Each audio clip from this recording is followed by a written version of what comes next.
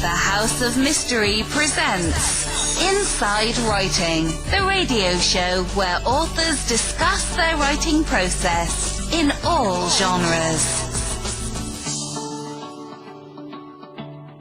You are back in the House of Mystery, and of course I'm Al Warren. Joining me today, we've got a horror writer called Stephen Mark Rainey. Thanks for being here, Steve. Initially, I started writing as just Mark Rainey, but then in the town where I live here in North Carolina, there were two other Mark Raineys, two other Stephen Mark Raineys, or Stephen Raineys, I should say. And one of those Stephen Raineys lived 2 doors down from me. So we became the mailman's nightmare. And so I decided for writing for the long haul, I just use my full name and hopefully avoid any such errors, or misidentifications. Interesting how that goes.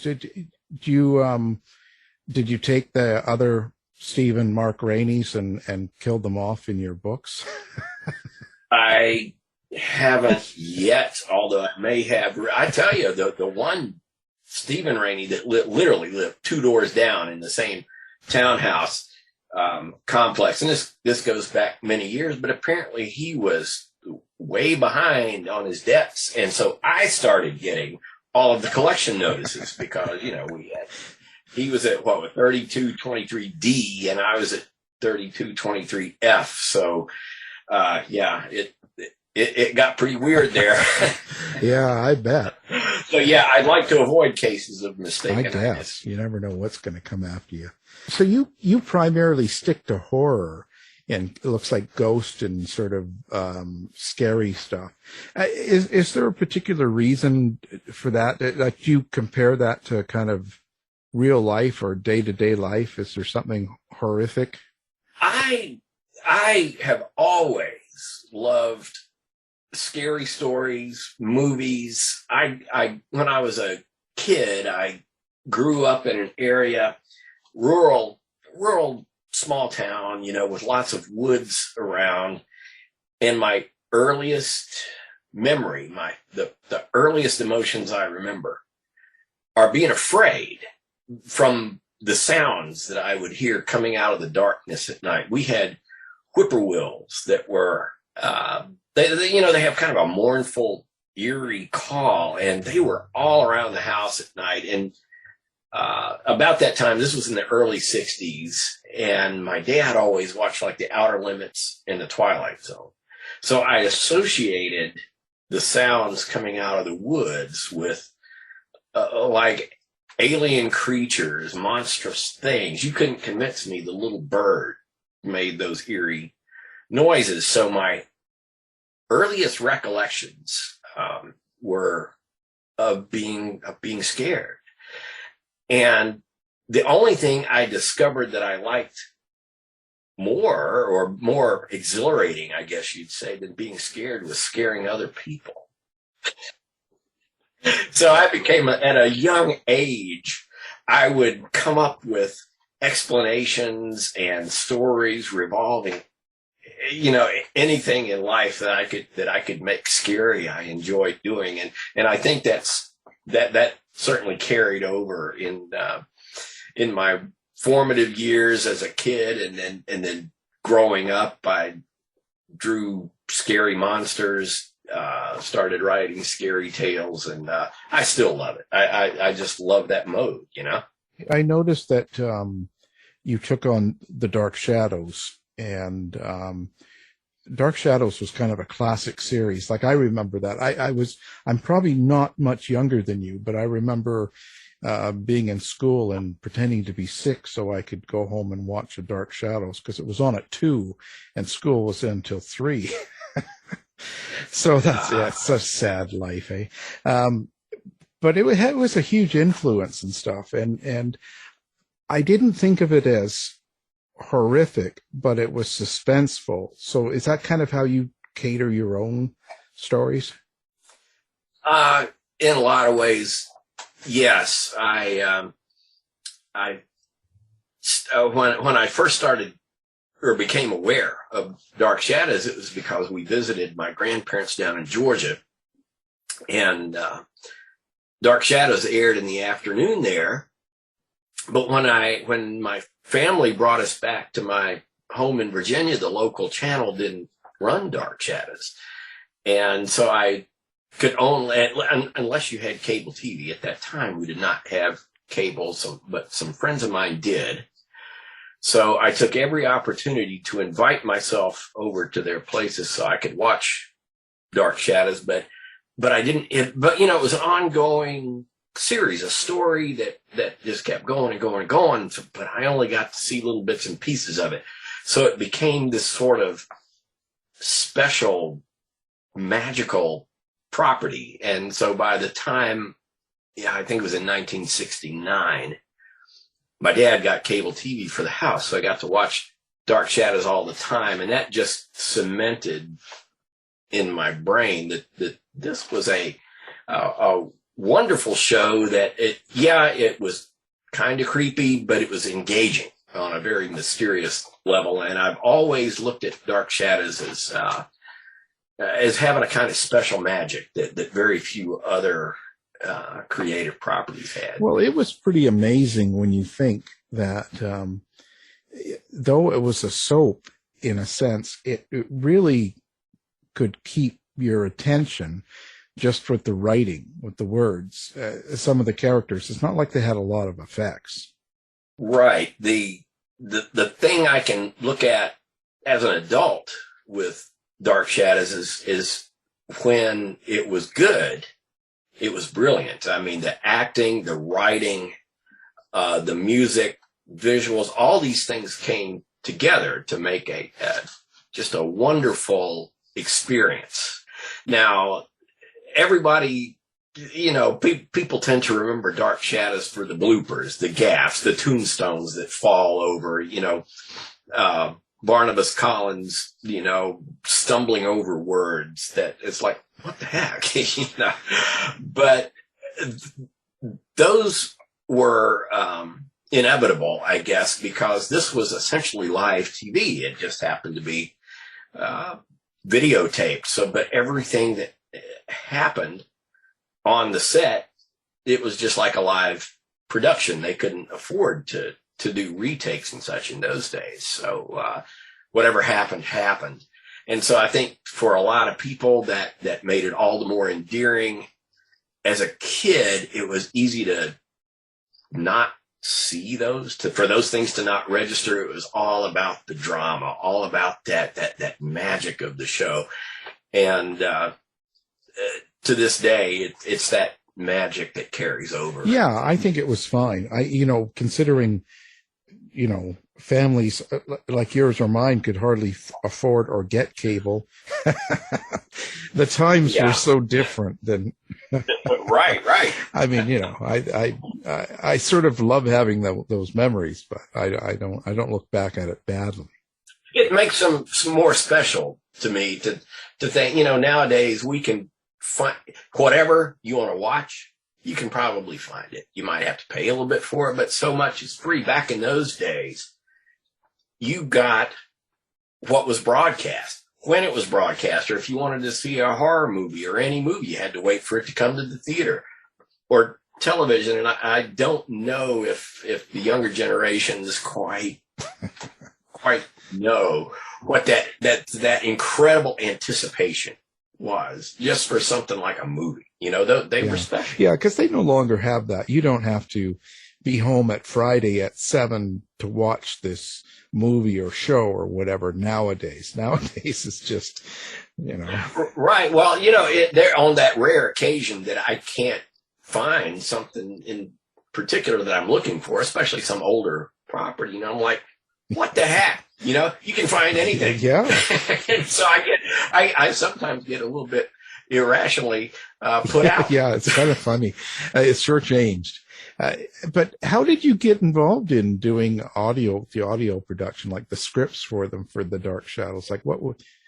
Yeah, back in 1998, Elizabeth Massey, who was a fellow writer and good friend of mine, I think we met in the 80s at a convention, and we hit it off and had gotten together and been good friends for a long time. And she called me up one day and said HarperCollins wanted to do a new series of novels based on the original Dark Shadows. And she said, you know more about Dark Shadows than anyone I know. Would you like to co-write a novel?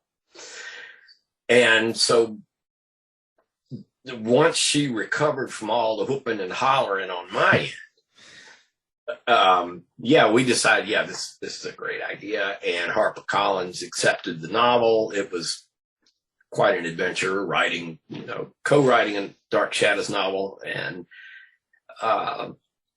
it went well. We loved it and everything. But the producers at Big Finish, who later did the Dark Shadows audio dramas, were familiar with Dreams of the Dark, which was the novel that Elizabeth Massey and I wrote, and asked if I was interested in doing some audio scripts for their, or the scripts for their audio dramas. And once again, after the whooping and hollering was over with, I said, yes, of course I would.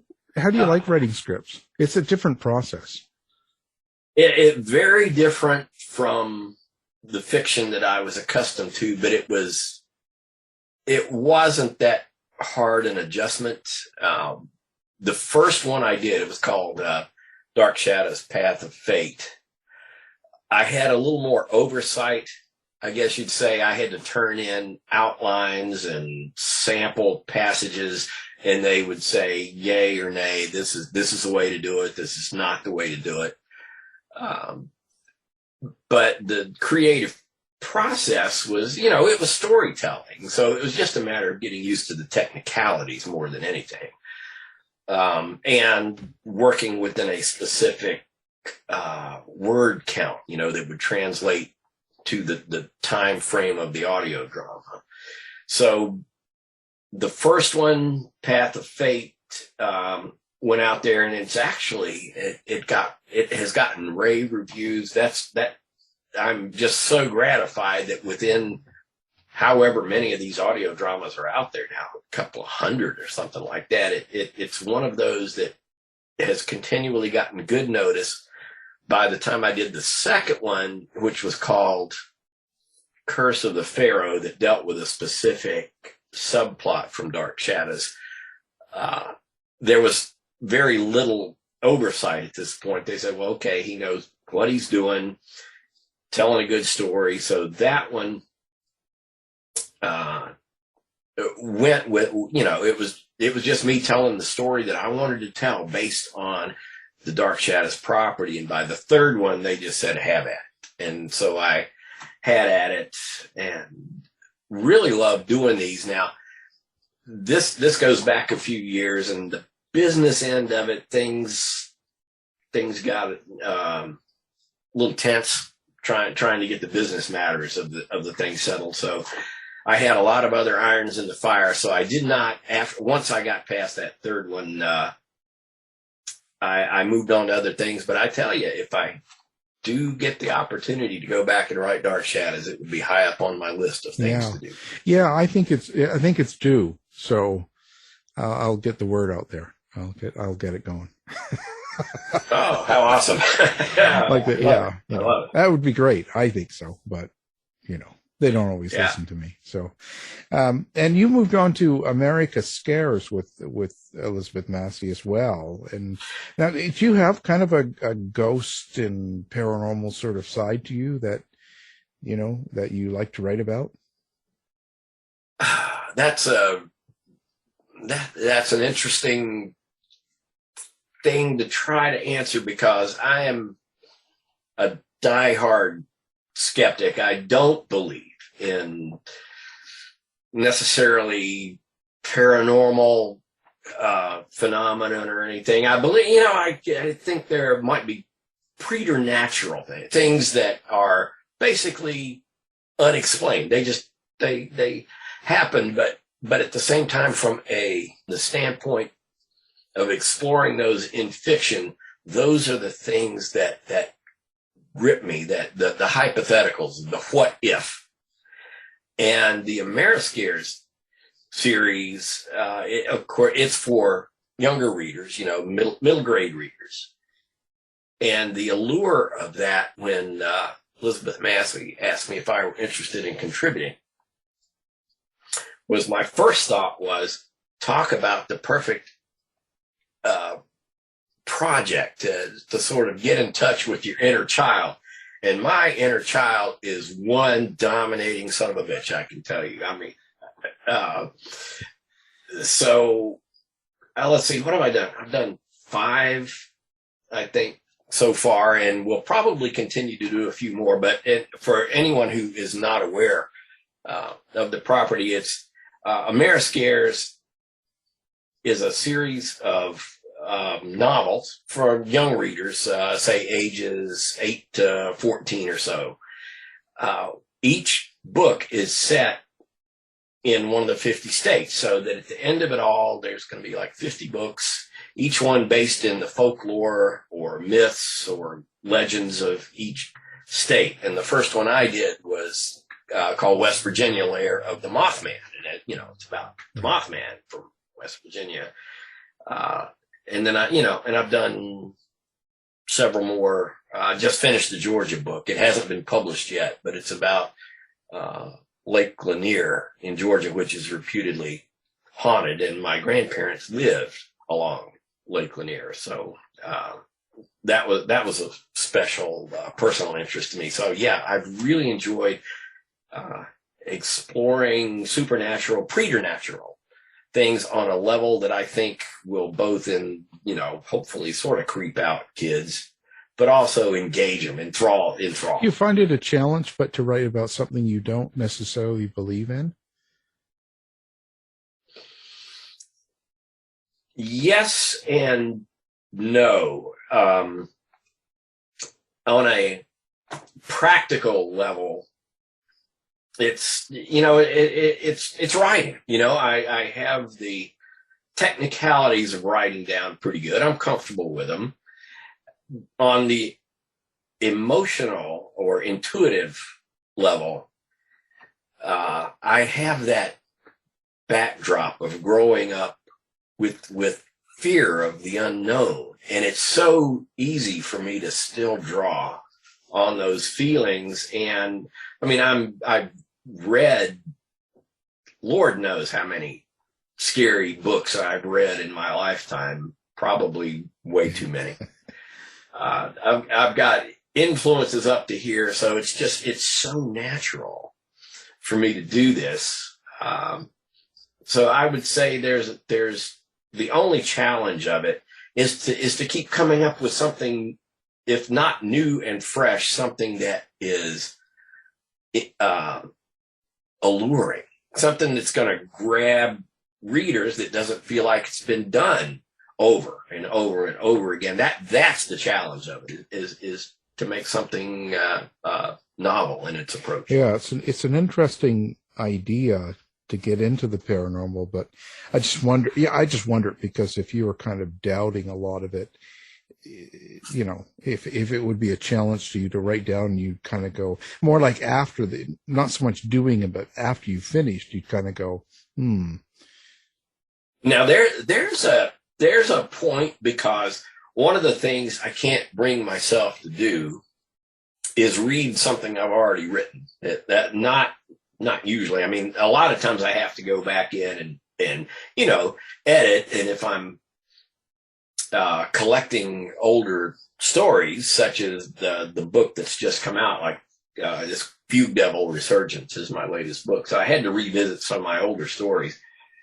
But going back and rereading my older work, or even something I wrote last week, I hesitate to say that I automatically don't like it, but I tend to automatically not like it because I'm already, my brain is moving on to whatever the next thing is that I want to do. And sometimes to more address your point, I will look back at stuff I've written and I think, does that work?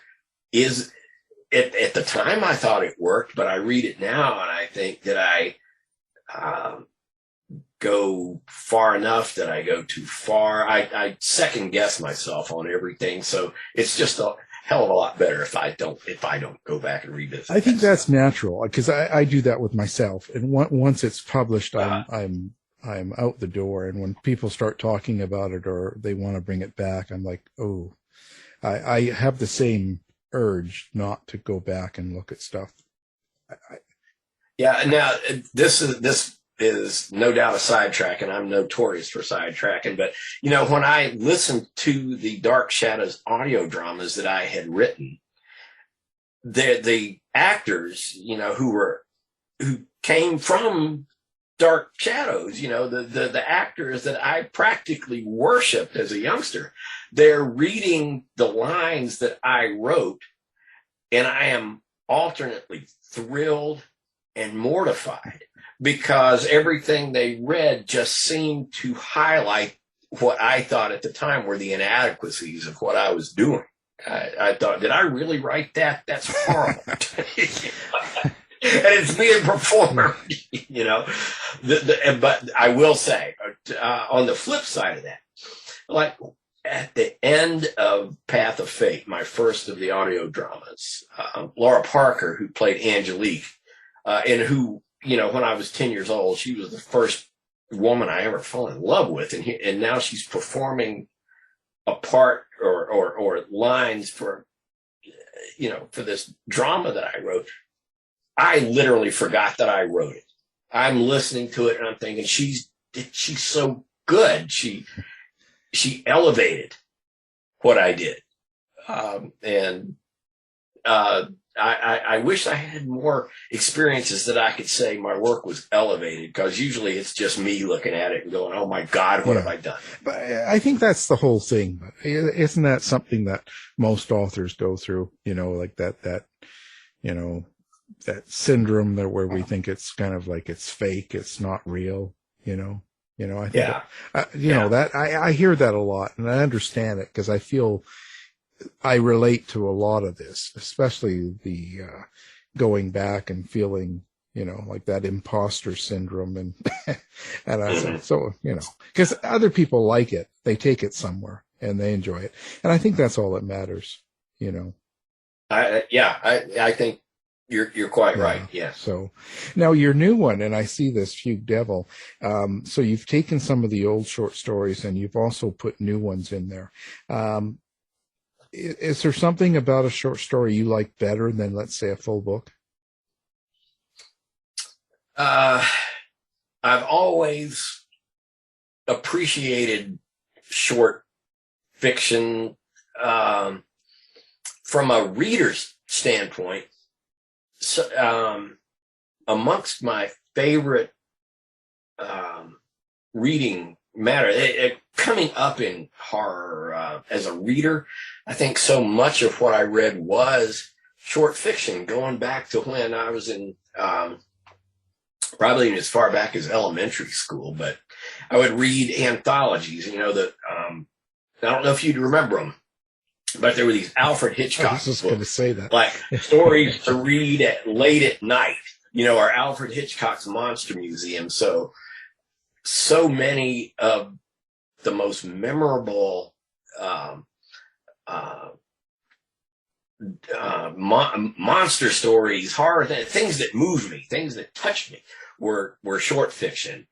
And in college, I read H.P. Lovecraft. A friend, so many people that my peers read H.P. Lovecraft as kids, but I did not. I was a friend of mine in college had a bunch of those old Lovecraft paperbacks. And he said, "This looks like stuff you would like." So I started reading them one night. I lived out in the sticks, and ordinarily there were 4 other people lived in the house, but at this time I was alone, and for the first time since I was a little kid, I couldn't go to sleep. I was like, holy crap, this stuff is scary. So as a writer, I think I naturally gravitated toward short fiction. Of course, and I love a lot of horror novels as well, but there's something about the construction of a story that sets up the necessary elements of the drama of the characters, the setting.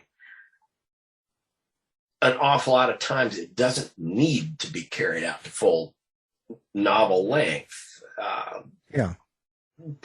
Plenty does, but I think that short form is just so appropriate to the emotion of horror. Yeah, it's something I like still. Like when you mentioned Alfred Hitchcock, some of the short ones and Twilight Zone and all of that.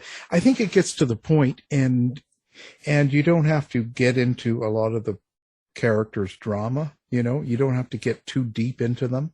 Conversely, when I'm not reading scary things, I read a lot of nonfiction, and I love novels that aren't necessarily scary. You know, my favorite novel series outside of the scary field were the James Bond novels. Not horror.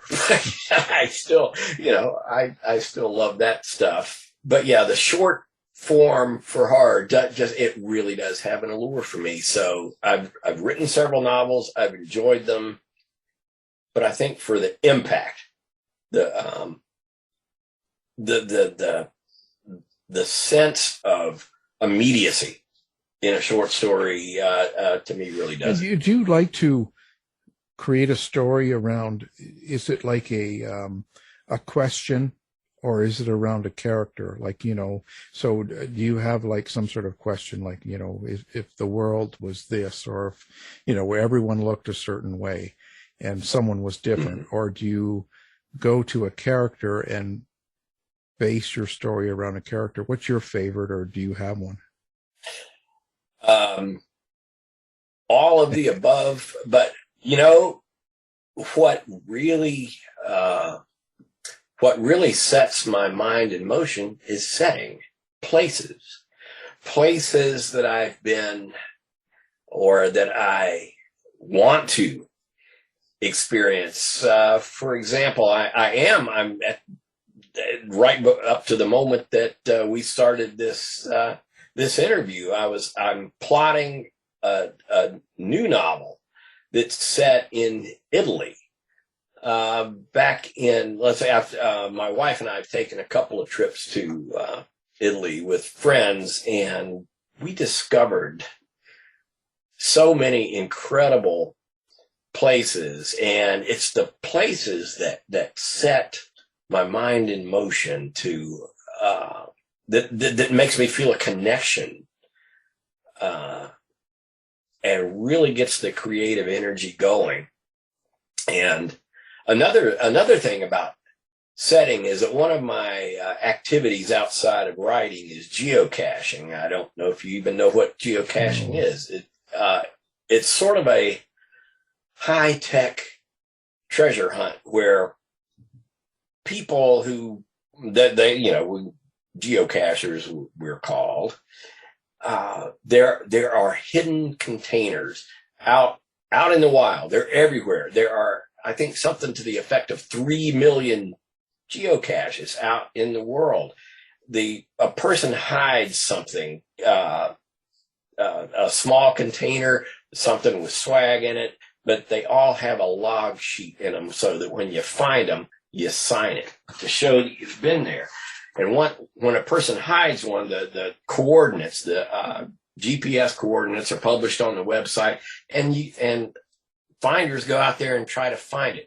Geocaching has taken me to some of the most incredible locations I have ever seen. And so many of them close to home, or when we're traveling, like when we were traveling in Italy or Spain or France. One of the first things I wanted to do was go out there and go geocaching, and I would find the coolest places I've ever seen in my life. And that gets that creative energy going. So a lot of times, setting is what fires me up to get a story in the works. So in a way, I guess you probably write your location as a character. Very much so. And that's something that, as a reader, resonates with me. When a writer uses setting in such a way that it draws me in the same way that characters would. And conversely, if a writer fails at convincing me of the location, that's definitely points against. I'm not going to pinpoint the who's and the where's or anything, but there was one novel back in the 90s that was supposed to be set in Chicago. Now, I lived in Chicago for a lot of years. There was nothing in that book, not one word in that book, that made me think, oh yeah, Chicago. And it just pulled me right out of that book. On the upside of that, another writer I know, Wayne Allen Sully, is a native of Chicago. And so many of his stories are set in Chicago that even if you've never been to that city, I don't see how you could mistake his prose for taking place anywhere else. He paints that setting with such vividness and such beauty, no matter how depraved it might be. There's a beauty in that language, in putting you within a context. And so that is an aspiration of mine, to make the setting a character. I think that's great. That's really good. Do you also have some sort of subtext or point behind your stories, or is it just purely entertainment?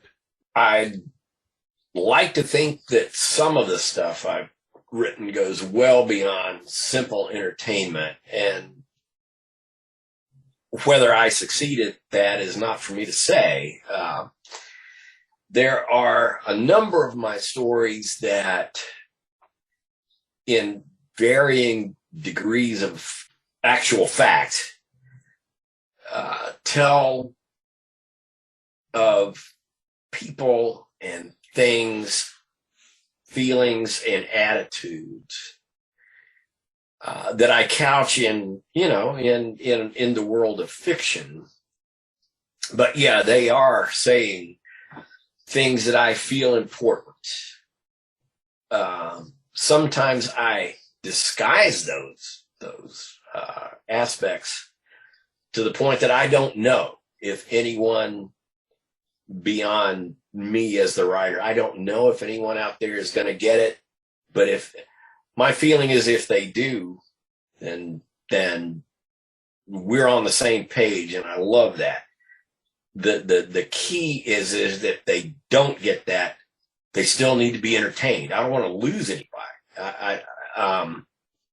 But yeah, I do have a number of works that I think they're saying something that I had to say, that I had to put out there, and I hope people get it. Yeah.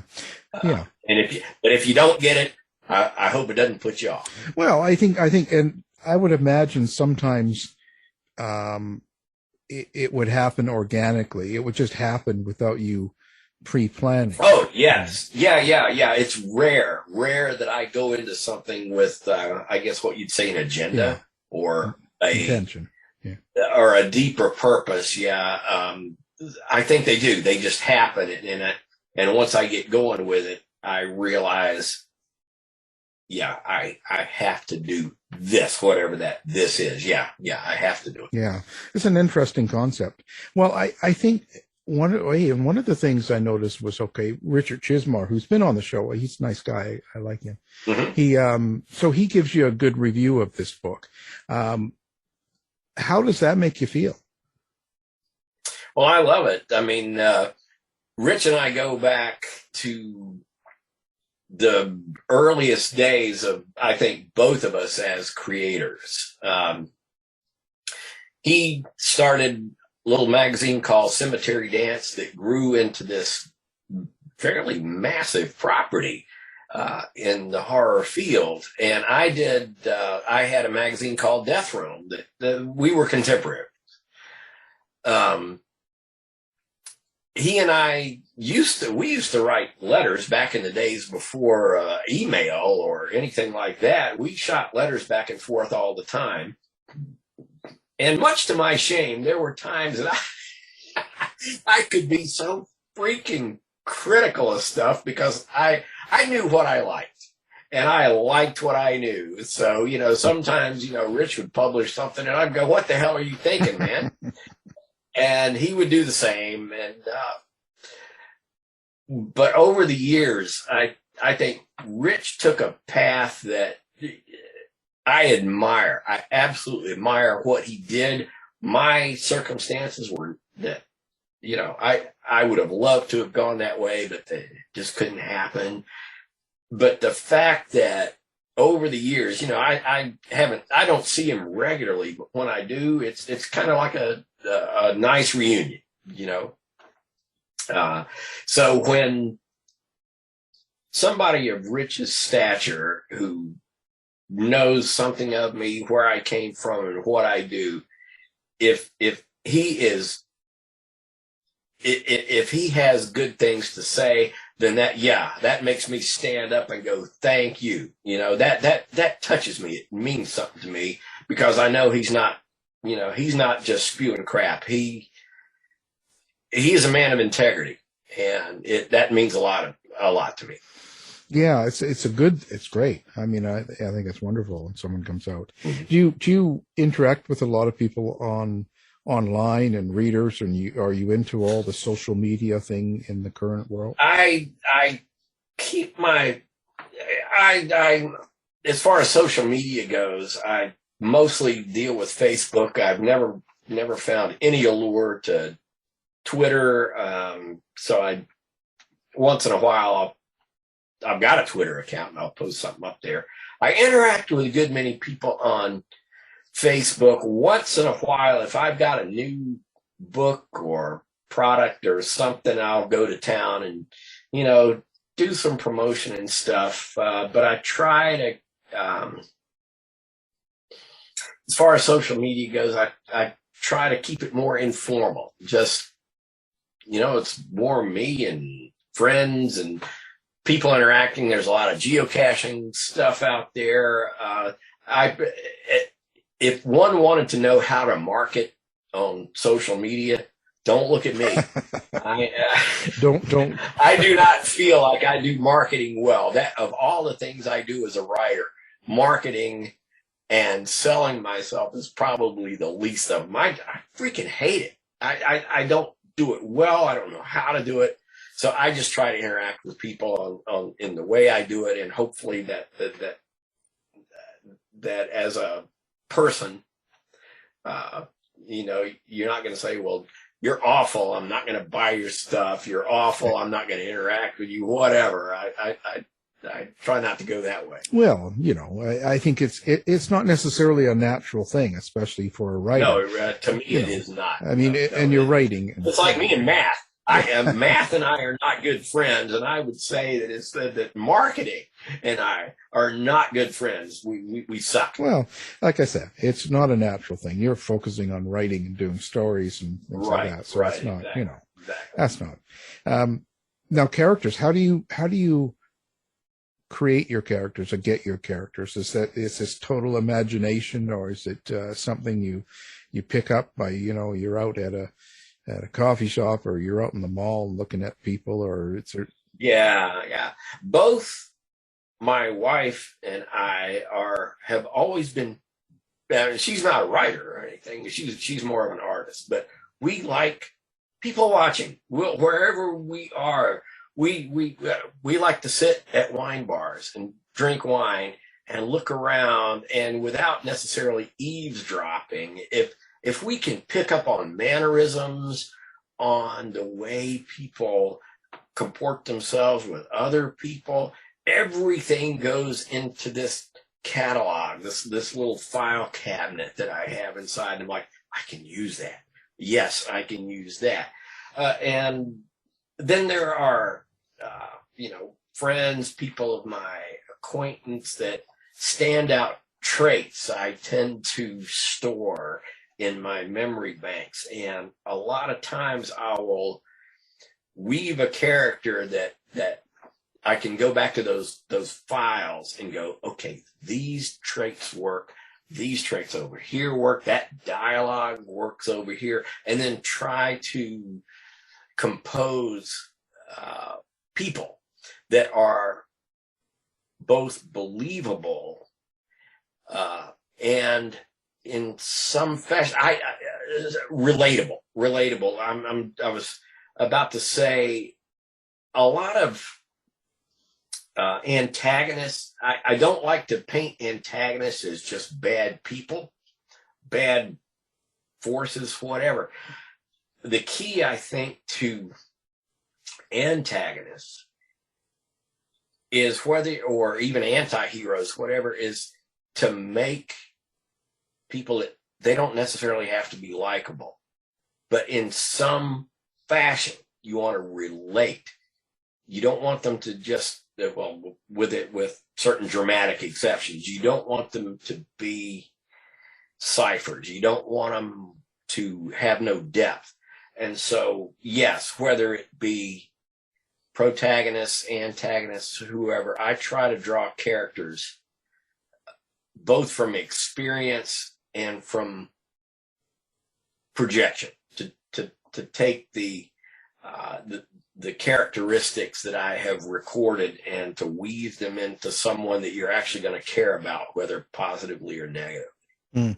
Do you experience characters in any particular way? And I say that because a lot of fiction writers will say that they hear them or they see them. You know, I hear all sorts of stories. They relate to them like family, like kids. Like, do you have any of that, or do you just sort of?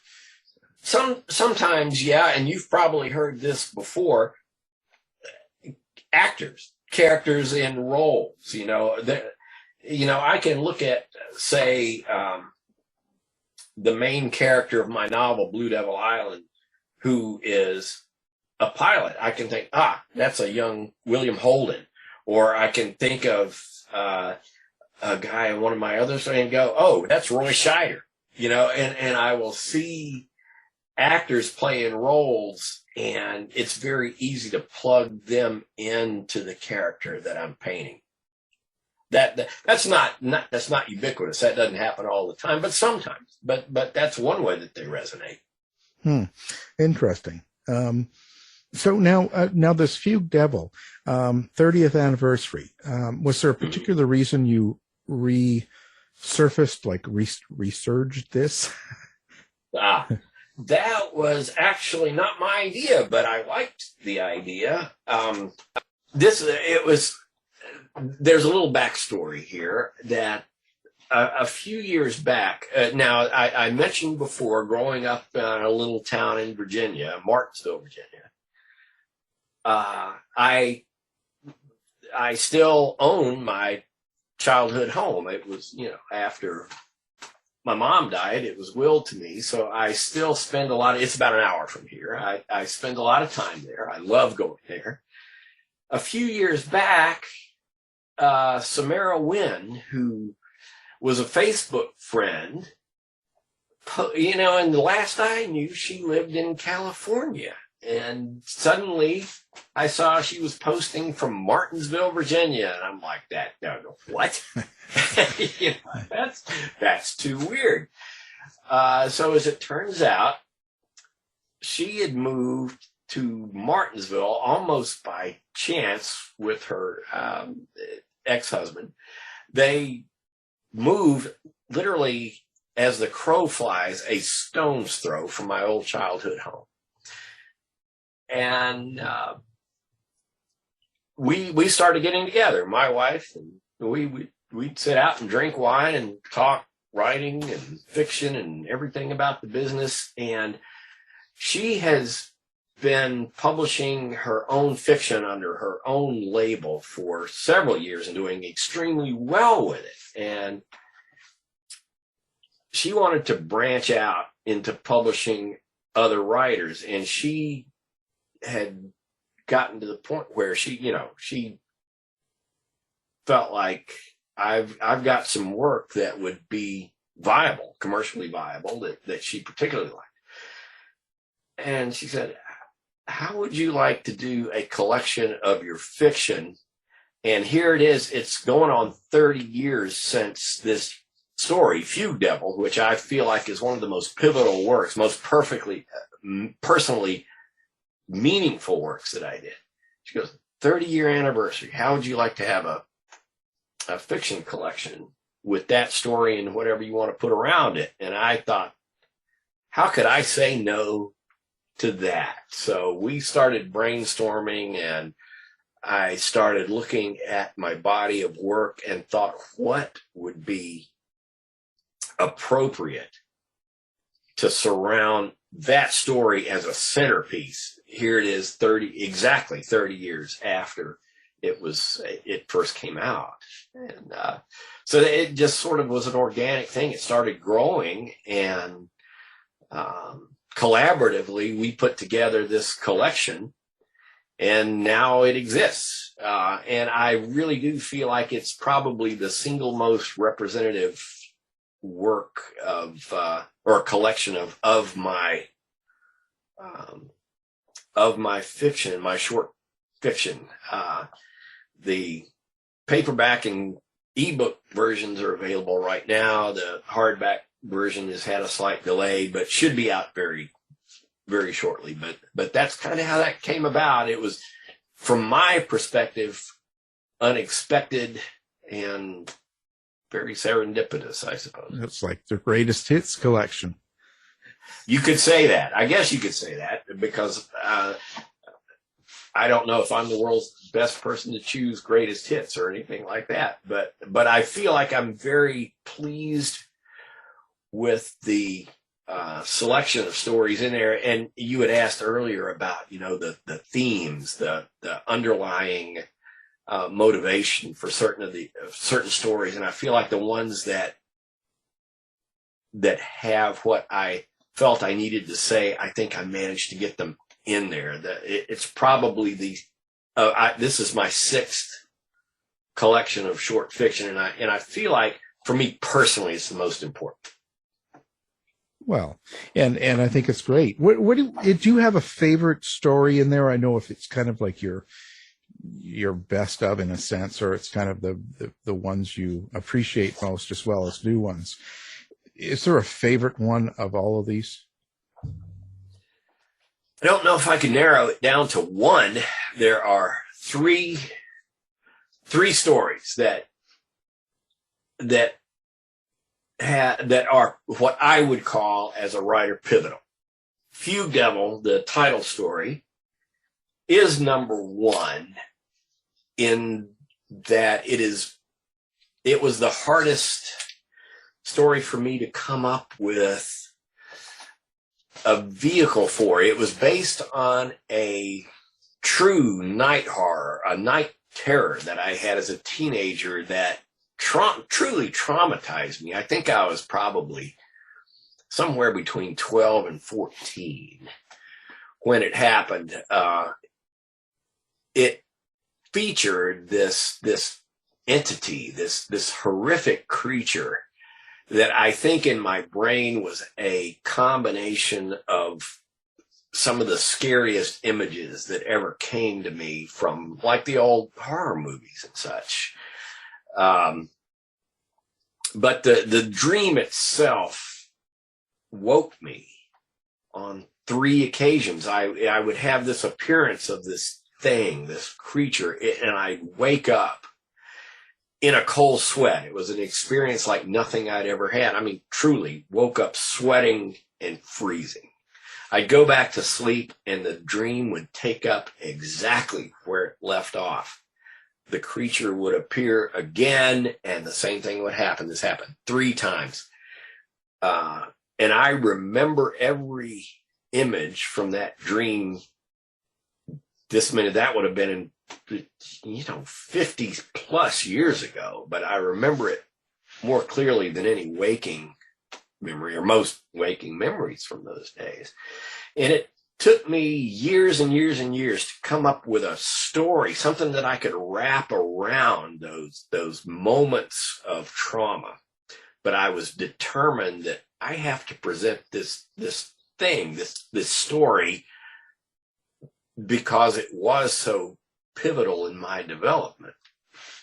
So Fugue Devil, I would say, yes, is number one. There's a second story called Somewhere My Love like the song title, and it's based on the song title, that is the autobiography that never actually happened. It's a story about a young music student and his music teacher and a mutual love of music and ostensibly dark things that happen, but it's kind of a love story.